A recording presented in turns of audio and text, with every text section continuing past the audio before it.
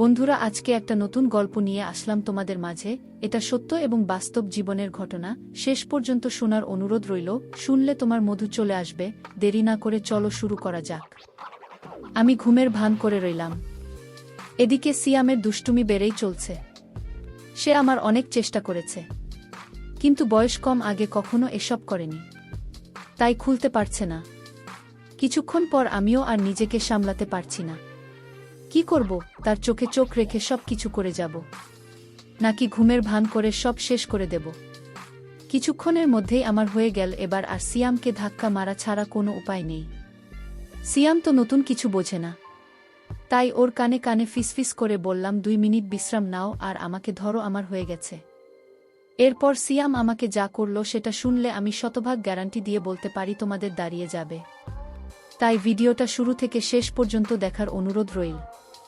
আমার নাম তিশা, বয়স 21 বছর, বাবা মায়ের প্রথম সন্তান। আমরা 3 বোন, 1 ভাই, আর আমি সবার বড়। আমার পরে ছোট ভাই, তারপরে বাকি 2 বোন।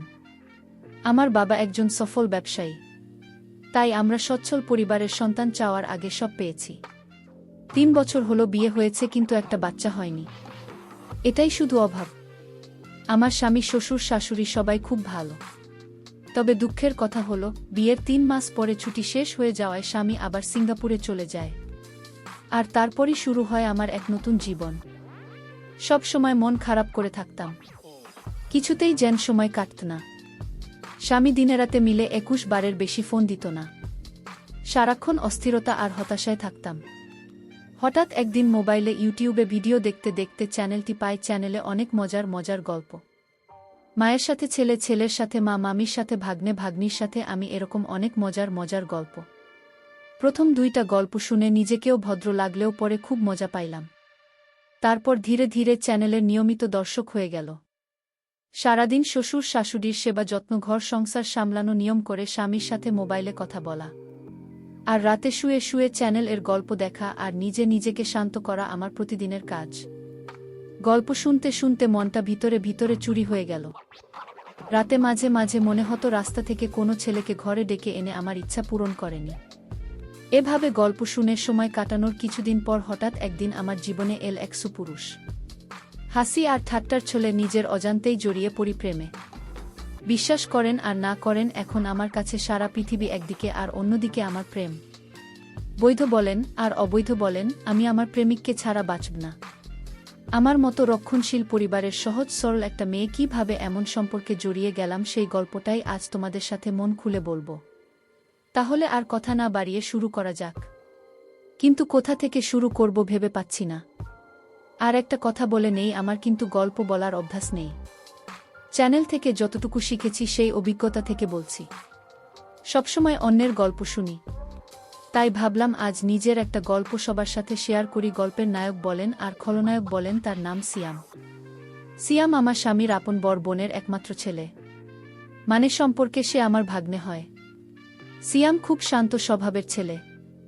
বিয়ের সময় সিয়ামকে একবার দেখেছিলাম, কিন্তু ভালোমতো কথা হয়নি তখন। সিয়াম তখন এসএসসি পরীক্ষার্থী। পড়াশোনার চাপে মামার বিয়েতে ঠিকমতো বাড়াতে পারেনি। সিয়ামের বাড়ি গ্রামের দিকে, তাই এসএসসি পরীক্ষায় পাশ করার পর সিয়াম আমাদের বাড়িতে, মানে আমার শ্বশুরবাড়ি থেকেই পড়াশোনা করত। আমাদের বাড়ি থেকে সিয়াম যে কলেজে ভর্তি হয়েছে তার দূরত্ব ছিল মাত্র 10 মিনিটে। সিয়াম প্রতিদিন সাইকেলে চড়ে কলেজে যেত। আমার শ্বশুরবাড়িতে ঘর ছিল মাত্র একটি। তবে সিয়ামের পড়ালেখার কথা চিন্তা করে বড় ঘরটার পাশে ছোট্ট একটা পড়ার ঘর তৈরি করে দেওয়া হয়েছিল। ঘরটা চেয়ার টেবিল সহ একটা খাটিয়া ছিল। তবে রাতে সিয়াম বড় ঘরটায় একটা রুমে থাকত। আমাদের বড় ঘরটায় 3টা রুম। একটা রুমে আমি আর আরেকটা রুমে আমার শ্বশুর শাশুড়ি থাকত। মাঝখানে রুমটা অবশ্য ফাঁকা ছিল। তবে সিয়াম আসার পর মাঝখানে রুমটা একটা খাট বসানো হয় এবং সিয়াম মাঝখানে রুমটাই থাকে। রাতে পড়া শেষ করে এসে মাঝখানে রুমটা ঘুমায়। সিয়াম খুব মেধাবী, এসএসসিতে সে A+ পেয়েছে। সিয়াম কথাবার্তা খুব কম বলে, প্রয়োজন ছাড়া কারো সাথে কথা বলে না, এমনকি তার নানা নানির সাথে না। আর আমার দিকে ঠিকমতো তাকাই না। আমার শ্বশুর শাশুড়ি বয়স্ক মানুষ, সারাক্ষণ ঘরেই থাকেন। শ্বশুর চশমা ছাড়া ঠিকমতো চোখে দেখে না, আর শাশুড়ি হাতির মতো মোটা শরীর নিয়ে নড়তে পারে না। সারাক্ষণ বিছানায় শুয়ে শুয়ে পান চিবায়। শ্বশুর দিনের বেলায় এদিকে ওদিক গেলেও শাশুড়িকে আজ পর্যন্ত ঘরের বাইরে যেতে দেখি নাই। সে যাই হোক, সিয়াম আমাদের বাড়িতে এসেছে 20 দিন হলো। এখন অবধি আমার সাথে ঠিকমতো কথাই বলেনি। আমাকে খুব লজ্জা পায়। আমি আর সিয়াম একসাথে খাওয়া দাওয়া করি। শ্বশুর শাশুড়ির খাবার তাদের বিছানার উপর দিয়ে আসি, আর আমি সিয়াম একসাথে খাই। সিয়াম বাড়িতে আসার পর আমার চ্যানেলের গল্প দেখা আর হচ্ছে না, কারণ পড়া শেষ করে এসে কখন ডাক দিয়ে বলবেন আমি দরজা খোলো। তাই সারাক্ষণ তার অপেক্ষায় থাকতাম। সে খুব পড়াশোনা করত, আর রাত 10টার আগে খেতে আসত না। মাঝে মধ্যে তো 11টা-12টা পর্যন্ত পড়ত। আমি প্রায় ঘুমিয়ে যেতাম। সিয়াম তখন সামনের দরজায় ডাক দিয়ে না পেয়ে ঘরের বাম সাইটের দরজায় এসে ডাকত। অর্থাৎ আমি যে রুমটা ঘুমাতাম ঠিক ওই রুমটার বাইরে দরজার দিকে এসে ডাকত। তখন আমি লাফিয়ে উঠে গিয়ে দরজা খুলতাম। একদিন সিয়াম অনেক রাত পর্যন্ত পড়ল। তা প্রায় রাত 12টা কি 12:30 হবে, তখন আমি ঘুমে বিভোর। সিয়াম এসে প্রায় 10-15 মিনিট ডাকাডাকি করেও আমাকে জাগাতে পারছিল না। উপায় না পেয়ে সে রান্নাঘর থেকে মাছ ধরার ছিপ দিয়ে জানালার ফাঁক দিয়ে আমাকে গোত্তা মারল। আমি লাফিয়ে উঠলাম। তারপর গিয়ে দরজা খুলে দিলাম। আমি ভাত খাওয়ার জন্য বাসন পরিষ্কার করতে চাইলে সিয়াম বলল, মামি আমি ভাত খাবো না, তুমি শুয়ে পড়ো। আমি বললাম, কেন, ভাত খাবে না কেন? ভাত না খেয়ে কেউ রাতে ঘুমায়? সিয়াম বলল, না, তোমার চোখে অনেক ঘুম। এমনিতেই তোমাকে রোজ রাত জাগিয়ে কষ্ট দিই।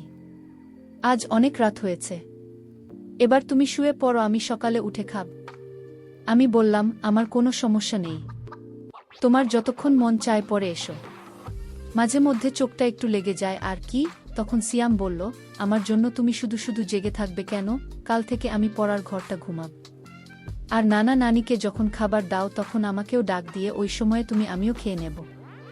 আমি বললাম, সন্ধ্যা রাতে খেয়ে নিলে রাত জেগে পড়তে পড়তে ক্ষুধা লাগবে যখন, তখন কি খাবে? আর তাছাড়া এত বড় ঘর থাকতে তুমি ঘরে ঘুমাবে কেন? আমি কি কখনো বলেছি তোমার জন্য আমার সমস্যা হচ্ছে? তুমি কি বাইরের কেউ? তুমি তো আমাদের নিজেদের মানুষ। তোমার জন্য এটুকু করতে পারবো না। সিয়াম বলল, ঠিক আছে, আমি অনেক রাত হয়েছে, এবার ঘুমাও, এ ব্যাপারে সকালে তোমার সাথে আলাপ করব। এটা বলেই সিয়াম সোজা তার বিছানায় গিয়ে শুয়ে পড়ল, আর আমিও আমার রুমে চলে আসলাম। তবে আর যাই হোক, আজ প্রথম সিয়াম আমার সাথে এত কথা বলেছে, কিন্তু একবারও আমার চোখের দিকে তাকায়নি। এখন সকাল 8টা। সিয়াম এখনো ঘুম থেকে ওঠেনি। কাল অনেক রাতে ঘুমিয়েছে, তাই একটু বেশি ঘুমাচ্ছে। এমনিতে প্রতিদিন সকাল 6টার সময় ঘুম থেকে উঠে উঠোনে হাঁটাহাঁটি করে। সিয়ামকে কখনো সকালে পড়তে দেখিনি। সিয়ামকে ডাক দিতে হবে, কারণ 10টায় ক্লাস আছে। তাই সিয়ামকে ডাক দিলাম। সিয়াম, সিয়াম, ও তো 8টা বাজে, কলেজে যাবে না? সিয়াম বলল, 1টা বাজে। আচ্ছা, 1টা বাজে বলতেই লাফিয়ে উঠল। তারপর গোসল করতে গেল। মিনিট 10-এর মধ্যে গোসল শেষ করে নাস্তা খেয়ে সোজা কলেজে চলে গেল। এরপর ঠিক 2টার সময় কলেজের ক্লাস শেষ করে বাসায় ফিরল।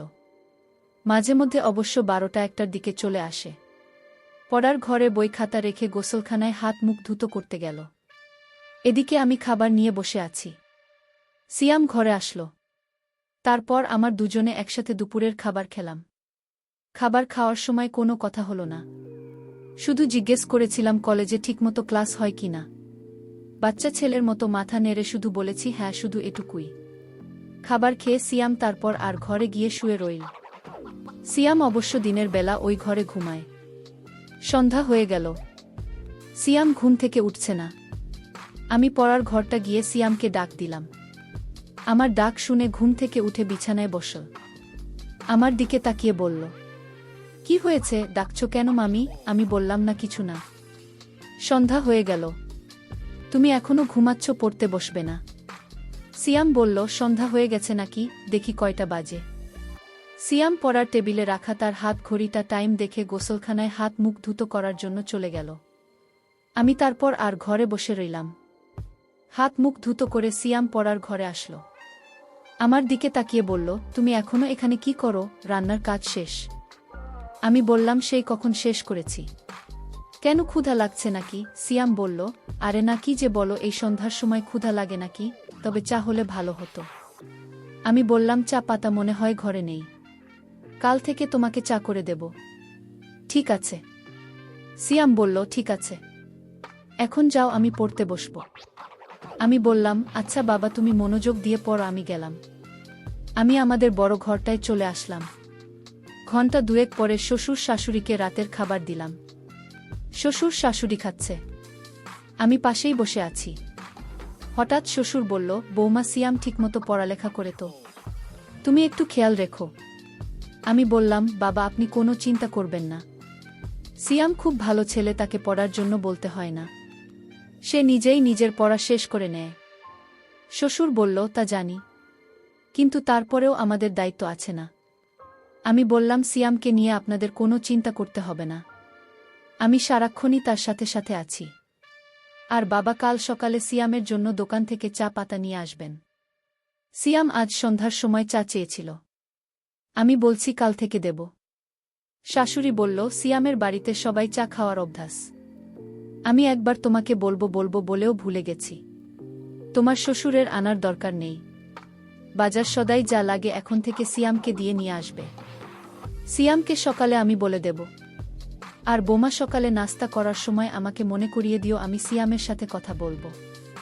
আমি বললাম, ঠিক আছে মা। আমি তাদের খাওয়া শেষ হওয়া পর্যন্ত বসে রইলাম। খাওয়া শেষে বাসনপত্র গুছিয়ে আমার রুমে গিয়ে মোবাইলে বাড়িতে মায়ের সাথে কথা বললাম। কথা বলতে বলতে রাত প্রায় 10টা গেল। এবার দেখি সিয়াম কি করছে। আমি দরজা খুলে সিয়ামের পড়ার ঘরের কাছে গেলাম। ঘরের কাছে যেতেই সিয়ামের পড়ার শব্দ পেলাম। পড়ার শব্দ পেয়ে আমি আর ঘরে ঢুকলাম না, কারণ সিয়াম রাগ করতে পারে। তাই বর ঘরে চলে আসলাম। রাত প্রায় 11টার উপরে, কিন্তু সিয়াম এখনো ঘরে আসছে না। আমি একা একা জেগে আছি। পড়ার ঘরে যাব সেটাও সাহস পাচ্ছি না, কারণ আমি রাতের বেলা অন্ধকারে ভয় পাই। তাই বাইরে না গিয়ে সামনের জানালা খুলে বসে রইলাম। অপেক্ষার পর অপেক্ষা, কিন্তু সিয়াম ঘরে আসছে না। পড়ার ঘরে না হয় ঘুমাবে, কিন্তু খেতে আসবে তো? আমার কিছু ভাল লাগছে না। কি করব ভেবে পাচ্ছি না।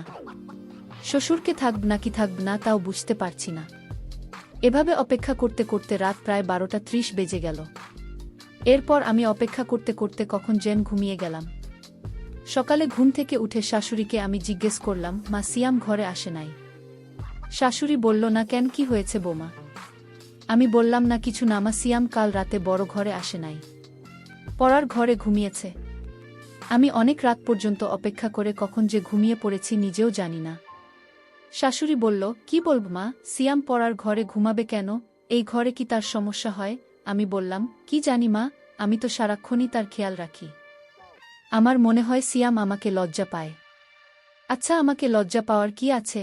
আমি তোমার মতোই, তাই না? শাশুড়ি আমাকে বলল, সিয়ামকে ডাকো। সে তোমাকে লজ্জা পাবে কেন?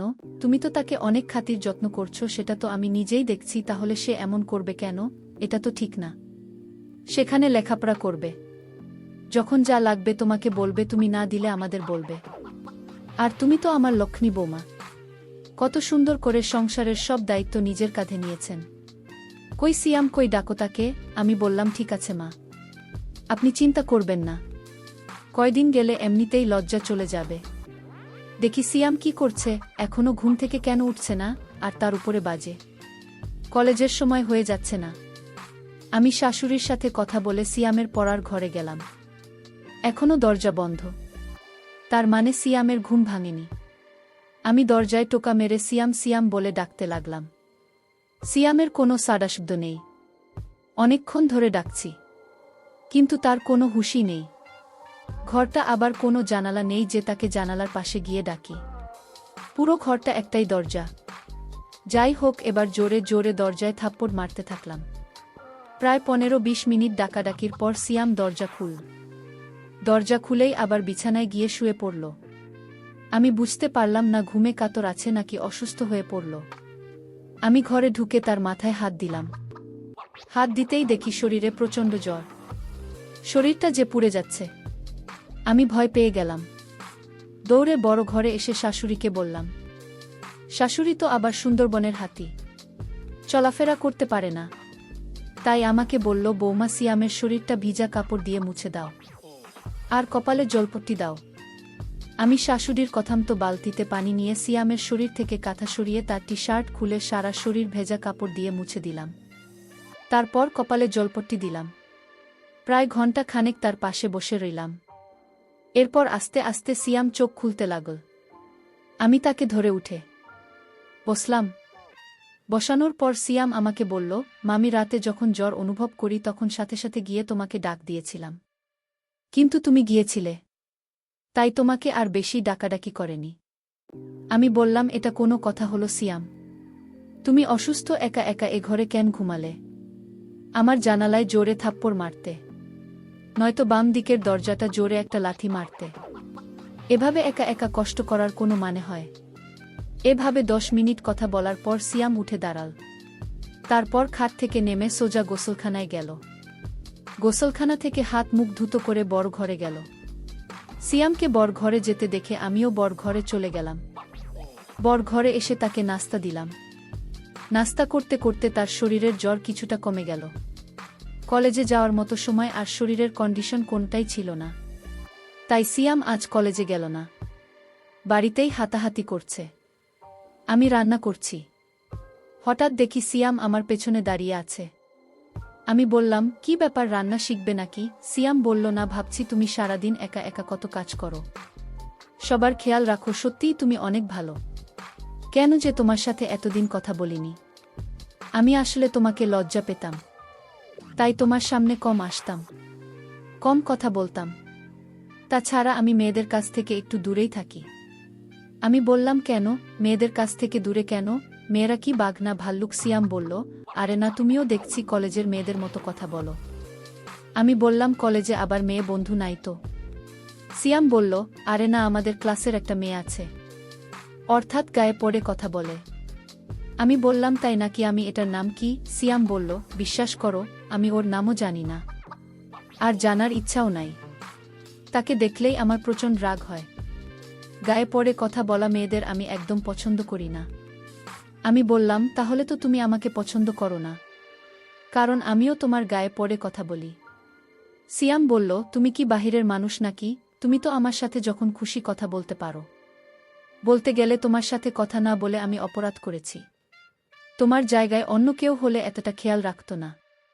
তুমি সত্যিই খুব ভালো। আমি বললাম, হয়েছে, আর হাওয়া দিতে হবে না। এবার যাও, আমার মোবাইলটা দিয়ে তোমার মাকে একটা ফোন দাও, তোমার অসুখের খবর জেনে গেছে। সিয়াম বলল, মাকে আবার জানালে কেন? আমি বলিনি, তোমার নানি বলেছে। নানি? এই নানিকে নিয়ে আর পারলাম না, সব কিছুতেই বাড়াবাড়ি করে। সিয়াম আমার রুমে চলে গেল। আমি রান্না শেষ করে গোসলখানায় গেলাম। গোসল শেষ করে শ্বশুর শাশুড়িকে দুপুরের খাবার দিয়ে আমি আর সিয়াম একসাথে খাবার খেলাম। দুপুরের খাবার শেষ করে সিয়াম পড়ার ঘরে চলে গেল। আমি বাসনপত্র গুছিয়ে দেখি সে বড় ঘরে নেই। আমি সিয়ামের পড়ার ঘরে গিয়ে সিয়ামকে ডাক দিয়ে বললাম, এই ঘরে ঘুমানো দরকার নেই, বড় ঘরে আসো, আবার শরীর খারাপ করলে উঠে দাঁড়াতে পারবে না। সিয়াম তখন আমার কথার অমান্য করল না। আমার পেছন পেছন বড় ঘরে এসে মাঝখানে রুমটার খাটে বসে রইল। আমি তাকে বললাম, সিয়াম, মাঝে রুমে ঘুমাতে অসুবিধা হলে তুমি আমার রুমে গিয়ে ঘুমাও। আমি দুপুরে বেশি ঘুমাই না, তুমি যাও আমার রুমে গিয়ে ঘুমাও। আসলে মাঝে রুমটা একটু খোলামেলা তো, তাই সিয়াম এখানে ঘুমাতে স্বাচ্ছন্দ্য বোধ করে না। তারপর সিয়াম আমার কথা মতো আমার রুমটা গিয়ে শুয়ে পড়ল। এদিকে শাশুড়ি ডাকছে, পান খাবে, চুলের কোটা খুঁজে পাচ্ছে না। চুনের কোটা দিতেই শাশুড়ি জিজ্ঞেস করল, সিয়াম কোথায়? আমি বললাম, মা, সিয়াম আমার রুমে ঘুমাচ্ছে, পড়ার ঘরে গিয়ে শুয়েছিল, আমি নিয়ে এসেছি বলা তো যায় না। আবার কখন শরীরটা খারাপ করে বসে, আর মাঝে রুমটায় সিয়াম ঘুমাতে পছন্দ করে না, এজন্য আমি বলেছি আমার রুমে গিয়ে ঘুমাতে। শাশুড়ি বলল, ভালোই করেছ, মাঝে রুমটা আসলে থাকার উপযুক্ত না। দেখো, সিয়ামকে বল এখন থেকে তোমার সাথে ঘুমাতে, রাতে পড়া শেষ করে তোমার সাথে ঘুমাবে। তুমি তো আর তাকে কম আদর যত্ন করছো না, তোমার কথা না শুনে পারবে না।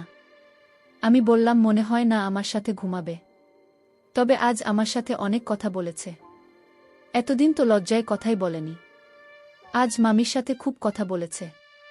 শাশুড়ি বলল, বলেছিলাম না, কয়েকদিন গেলে ঠিক হয়ে যাবে। আর তুমি যে খাতির যত্ন করছো ওর মা চেয়ে কম না। আমি বললাম, কি বলেন মা, সিয়াম তো আমাদের ছেলের মতোই।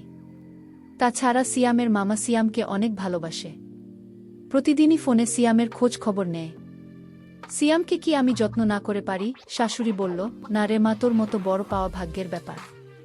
এই বলে শাশুড়ি প্রায় কেঁদিল। আমি চলে আসলাম আমার রুমে।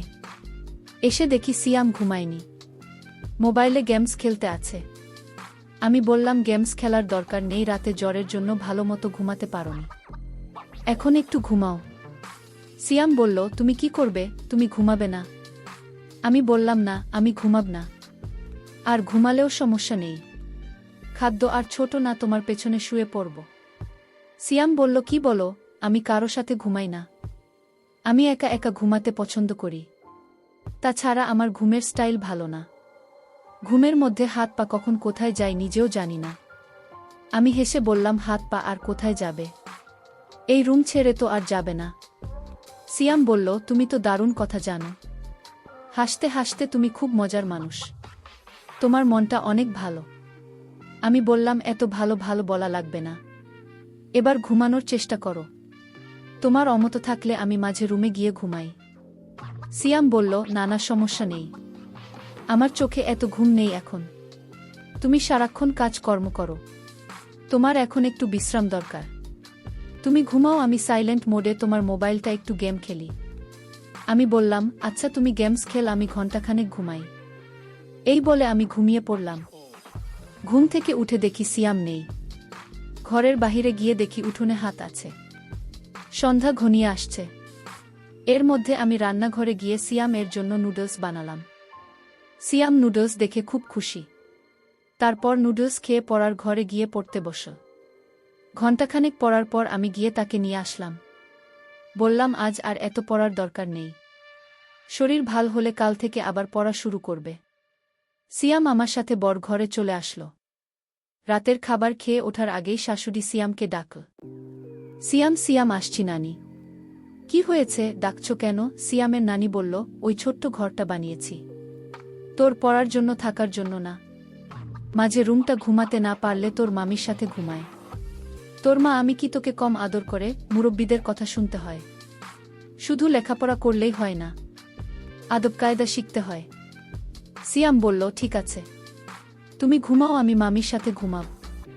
শাশুড়ির সাথে কথা বলে সিয়াম যখন মাঝে রুমের ঘাটে বসল, ঠিক তখনই হঠাৎ তার শরীরটা আবার আগুনের মতো গরম হতে লাগল। শরীরটা যে পুড়ে যাচ্ছে। সিয়াম মামি মামি বলে ডাকতে লাগল। আমি আমার রুমে ছিলাম, দৌড়ে গেলাম সিয়ামের কাছে। আমি বললাম, কি হয়েছে সিয়াম? সিয়াম বলল, মামি দেখো, আমার শরীরটা আবার গরম হয়ে যাচ্ছে, শরীরটা যেন কাঁপছে। আমি বললাম, ঠিক আছে বাবা, তুমি বসো, আমি তোমার শরীরটা ভিজা কাপড়ে মুছে দিচ্ছি। আমি শাশুড়িকে বললাম, মা, সিয়ামের আবার খুব জ্বর এসেছে, শরীরে আগুন ধরার অবস্থা, কি করব?